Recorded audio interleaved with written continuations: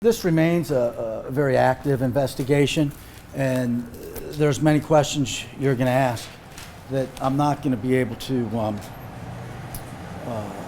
confirm, but something new that they are letting us release is the identity of one victim from yesterday's stabbing, and his name is Angel Alfredo Pineda Gomez, and he is 22 years old, of the Silver Spring area. He was one of the two victims in yesterday's stabbing. Yesterday, Tuesday, January 10th, at about 3:15, 4th District officers and fire and rescue personnel responded for a call for an assault and possible stabbing at the Westfield Wheaton shopping mall. On the interior lower level, first responders located one male individual suffering from apparent stab wounds. He was mortally wounded. He was transported and later succumbed to his injuries at the hospital. There was another subject who was also stabbed, and he was located outside of one of the entrances. He was also transported, and unfortunately, he succumbed to his injuries at the hospital as well. Since that time, investigators worked through the night and into today, following up leads, speaking with witnesses in an attempt to identify the subject responsible for these two homicides. I want to address a couple things here. One, there was before the stabbings, there was a conflict between the suspect and two of the victims, two victims who did succumb to their injuries, the two victims who were stabbed. And a short time later, the suspect, the two victims, and two other subjects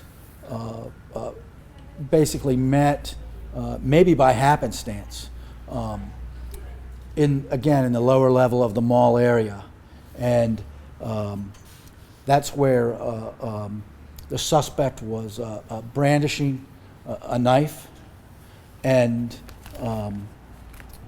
at least two or three of the subjects who were there picked up pieces of bamboo that were part of a decoration outside of a restaurant in the corridor. Again, there was physical interaction and assaults there. The two subjects were stabbed, and the suspect left the scene. Do we know anything about the suspect, who he may be, if he's also maybe Hispanic, or is there any connection with the victims? Those are all good questions, and that's what investigators are looking at. They're looking at many different angles, so they don't miss anything. And there are many things that we just can't confirm at this time. But I appreciate the question. Are you looking into the possibility this could be gang related? Again, that would be one of the things that investigators are looking at, but I'm unable to confirm that.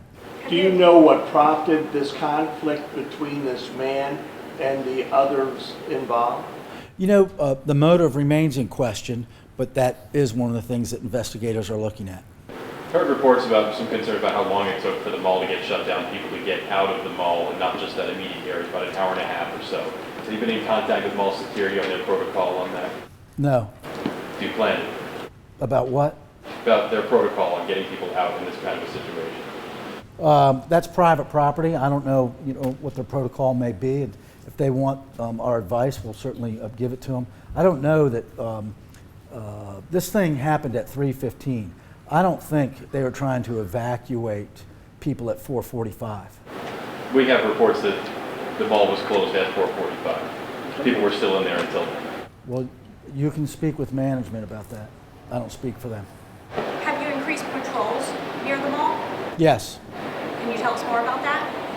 Well, again, in hopes of developing further information, officers are more aware of and focused on this event, but there's also additional officers in that area as well. I would like to say, though, that based on what we know to have occurred prior to the stabbings, where 3 of these subjects met, the suspect, and the 2 victims, we don't believe that based on this specific event, there's any impact on safety for the shoppers or people in the outlying neighborhoods.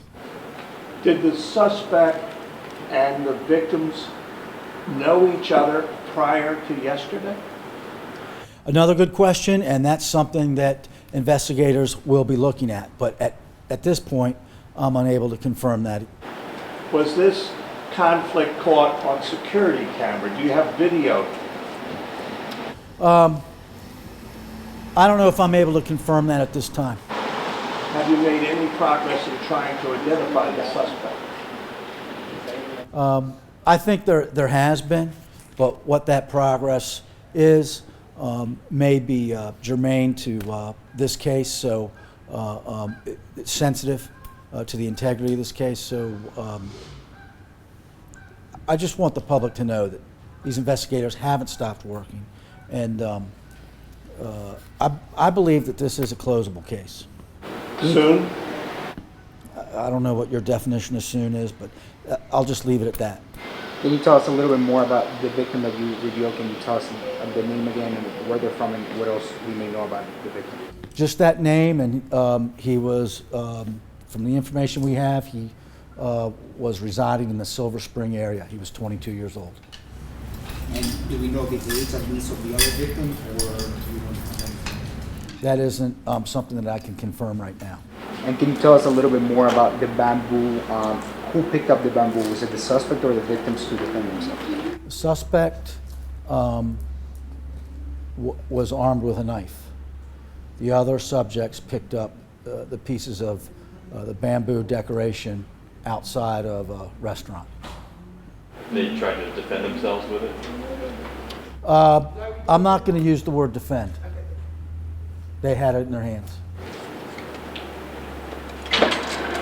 So there were 4 guys and 1 guy? Is that the way it works? Yes. For the second meeting.